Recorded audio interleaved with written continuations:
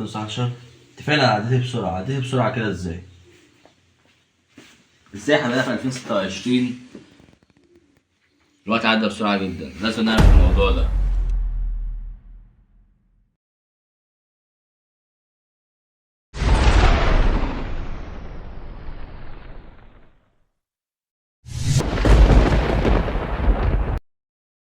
لو جيت تبص حواليك هتلاقي ان الوقت بقى بيجري بطريقة بشعة جدا وسريعة، متفهمش ايه اللي بيحصل في العالم ده. السنة بقت زي اليوم، واليوم بقى زي الساعة، والثانية بقت زي الثانية، ولا انت عارف انت بتروح فين ولا انت جاي منين. فتعال احكي لك ايه الحكاية من الجهة العلمية. في حاجة في علم النفس اسمها التايم بريكيشن، يعني بكل بساطة احساسك بالوقت ده مش حقيقة، واللي دماغك هو اللي بيعمل الاحساس بده. وعايزك تفتكر ان انت وانت صغير، افتكر معايا وانت صغير كانت كل حاجة بالنسبة لك جديدة، عالم بتحاول تفهمه. اول يوم مدرسة لسه مبسوط زي الوقت، طبعا تلعب كورة وانت مبسوط.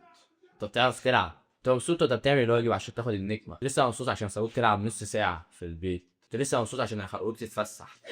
خلاص كفاية.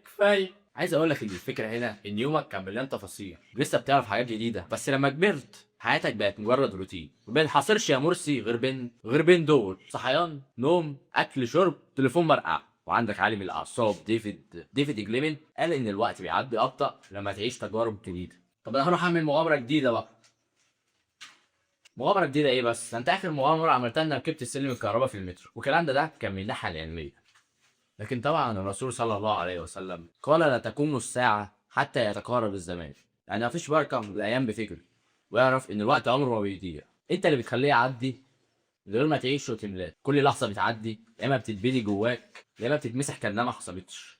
اتعلم حاجة جديدة، جرب، ابدأ، وهتوصل. جرب حاجة مختلفة طالما صح، حتى لو خطوة صغيرة. جرب تبني نفسك، تكون أنت.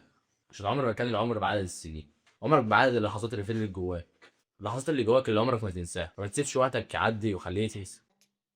وهكمل نوم بقى.